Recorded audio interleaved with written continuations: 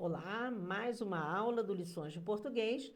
Agora nós vamos ainda na página 251. Espero que você tenha assistido a aula anterior, porque eu dei instruções sobre como fazer com o livro que você tem, se for de edição diferente do meu. E agora nós vamos fazer o exercício de número 2, ainda na página 251 da minha edição. Mas, se for de edição diferente, você já sabe como proceder. Lição número 1, exercício número 2. Este exercício, ele é bom porque você vai não só reconhecer, né, ali algumas funções, mas também vai precisar pensar numa forma para dar continuidade a um trecho de uma oração para torná-la uma oração, né? Porque o exercício fala assim, ó, constituir orações com os seguintes grupos de palavras. Perceba que o Bechara, ele tem esse cuidado de não dizer das seguintes frases, porque não são frases, não há sentido completo. Então, é apenas um grupo de palavras. Não há função sintática, não há verbo, né? Justamente por isso não há função sintática, e não são frases porque não há o sentido completo. Então, ele pede para você construir orações. E o que é preciso para você construir orações? Você acrescentar, pelo menos, um verbo, tá? Esse exercício é um exercício um pouco complicado de corrigir, porque ele depende muito do que você fez. Mas eu vou te dar algumas dicas, tá? Para corrigir. O Bechara, ele faz a correção na página 330, ele faz a correção, mas da mesma forma como eu vou fazer, ele dá uma sugestão de complementação desse grupo de palavras para que se torne uma oração. O que é importante você perceber é que a este grupo de palavras você tem que acrescentar um verbo. E esse verbo precisa fazer sentido com o que está ali. Ao sétimo dia, então você vai colocar um verbo que faça sentido. Eu vou colocar o seguinte: ao sétimo dia, eu vou trocar esse ponto por uma vírgula, que eu vou considerar esse ao sétimo dia como adjunta adverbial, e vou dizer: ao sétimo dia, assistimos a missa, considerando aí a missa de sétimo dia. O Bechara colocou, ao sétimo dia deixamos a cidade. Ele não colocou essa vírgula. Por quê? O Bechara, ele não é muito favorável ao colocar vírgula no adjunto adverbial quando ele inicia a frase, quando ele é de pequeno porte. E ele considerar o sétimo dia pequeno porte e não vai fazer confusão com o verbo, então ele prefere não usar a vírgula. Essa vírgula, portanto, ela é questionável, porque o que é adjunta adverbial de pequeno porte? O que é de grande porte, né? É uma palavra, são duas palavras, então você pode colocar essa vírgula, a maioria dos concursos exige a vírgula, mas uma questão de estilo, Bechara não coloca essa vírgula nesses adjuntos curtos, tá? Então, ao sétimo dia assistimos à missa, tome cuidado para que você coloque um verbo. A número 2, de olhos baixos, cajado no ombro. Então, eu tenho que colocar algum verbo aqui, botar uma vírgula, tem que colocar algum verbo aqui que combine com o cajado, né? Quem é que anda com aquele cajado, né? Então, pode ser de olhos baixos, cajado no ombro. Eu posso dizer que Moisés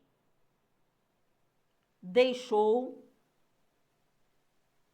o Egito. Posso dizer isso. O Bechara colocou de olhos baixos, cajado no ombro, ele botou aí uma vírgula, claro. O fazendeiro entrou em casa, também usando o cajado. Agora, você não vai botar aí usando o cajado uma criança, né? Então, precisa tomar cuidado com o vocabulário, com aquilo que se diz nesse grupo de palavras, para que o restante, né, completando aí a oração, faça sentido. Número 3, no viçoso jardim em flor, aqui eu tenho um adjunto adverbial de maior extensão, mesmo assim o Bechara não usou vírgula, né? Eu vou usar, eu prefiro colocar uma vírgula para separar, e aí eu tenho que criar uma oração com um verbo que combine com esse viçoso jardim em flor, eu vou dizer voavam borboletas.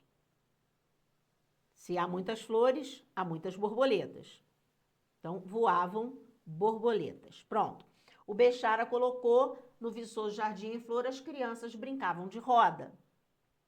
Mas ele é mais antigo, né? Esse livro ele foi editado, mas os exemplos são os mesmos. Hoje em dia as crianças não brincam mais de roda, uma pena, né?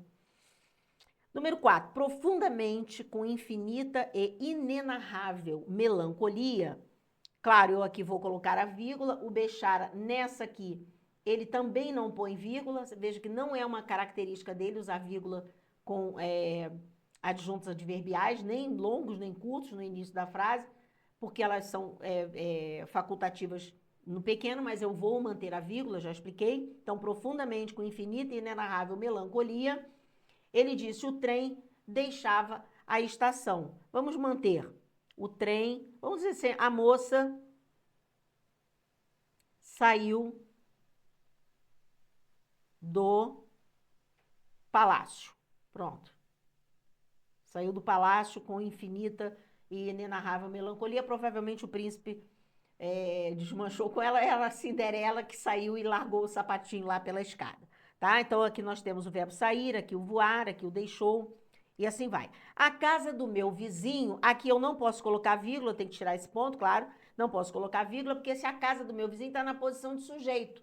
Então, vou dizer, a casa do meu vizinho era muito afastada. Não, bonita, afastada não. Era muito bonita. Posso usar aqui um verbo de ligação para fazer aí uma oração, né, com predicativo. Eu posso dizer, a casa do meu vizinho ficava atrás da minha, né? Inúmeras possibilidades, desde que esse aí ficava atrás da minha, como é localização, esse ficar aí não é verbo de ligação, né? Então, vamos para a próxima. No campo, a luz bendita do sol, e eu vou botar aí uma vírgula. No campo, a luz bendita do sol, eu tirava várias fotografias. Pronto. Então, aqui eu tenho um verbo, né? Tirava várias fotografias e botei a vírgula aqui, porque esse é adjunto adverbial, inclusive tem dois ali, né? No campo e a luz bendita do sol. Vamos ver o que o Bechara fez. Ele também colocou a vírgula, porque aí você teria tem dois adjuntos adverbiais, e esse daqui estaria isolado ali entre o primeiro adjunto e o restante da oração. Então, ele manteve essa vírgula ali. A caminho pela poeira fina da estrada, né, seguíamos, e aqui tem um verbo, né? Seguíamos juntos para o sítio. Pronto, a caminho pela poeira fina da estrada, seguimos juntos para o sítio. Aqui está o verbo. Bechara fez a oração, lá ia o carro de bois, né? Mas eu não estou habituada a ver carro de bois, então vou para o sítio. O número 8, o céu muito azul. Esse muito azul precisa estar, né, entre vírgulas, porque aí é uma circunstância de como ele estava, o céu muito azul. Antecipava uma noite estrelada. Então, o céu muito azul antecipava uma noite muito estrelada. Antecipava aí o verbo. Bechara colocou, prometia uma noite fria. Né? No inverno, nós sabemos disso. Quanto mais azul está o céu de manhã, à noite faz muito frio. Número 9, dali para baixo, e aí o Bechara não usa vírgula também, né? Daí para baixo, descíamos juntos. Dali para baixo, descíamos juntos. Tem aqui o descíamos. Ele colocou dali para baixo, não havia mais gente. Tem que ter verbo, né? Lembre-se disso. E a número 10 e última diz: a sombra negra do seu corpo na claridade nítida da estrada. Eu não posso colocar vírgula aqui, porque isso tudo aqui é o conglomerado do sujeito, né? A sombra negra do seu corpo na claridade nítida da estrada. Eu até poderia colocar uma vírgula aqui, né? Na claridade nítida da estrada. Poderia botar entre vírgulas, porque isso seria o adjunto adverbial. Agora, a sombra negra do seu corpo é o sujeito. Então, se você puser essa vírgula, você tem que botar essa. Se você puser essa segunda, você tem que botar a primeira. Por quê? Se você só puser a segunda, você vai errar a pontuação, porque o adjunto adverbial deslocado, ele precisa estar entre vírgulas, tá? Então, nós temos aqui o sujeito, a sombra negra de seu corpo. O Bechara disse que ele não usou vírgula em lugar nenhum, porque ele é desses, né? Negra do seu corpo na claridade nítida da estrada, assustava os viajantes. Eu vou botar um mesmo que não me ocorreu mais nada, que eu vejo uma sombra negra, coisa, gostei desse assustava. Ih, bom, vou botar aqui, assustava os viajantes, pronto. Esse é um tipo de questão boa, né, para você fazer em sala de aula com seus alunos, porque mexe com vocabulário, com a pragmática, né, com pontuação, uso de verbo adequado para o que está no início da sentença. Então, essa é uma boa prática para você fazer em sala. Claro, precisa colocar umas orações mais modernas, para que os alunos sintam mais facilidade para completar e não essa coisa do cajado, né? Que para eles, dependendo da série, pode ficar mais difícil de concluir. Veja, a dificuldade que você usa num exercício tem que ser relativa à idade deles, tem que ser relativa ao repertório dessa turma, e também tem que pensar o seguinte: não é o momento de eu ensinar, eu estou aqui ensinando a você, porque você é professor.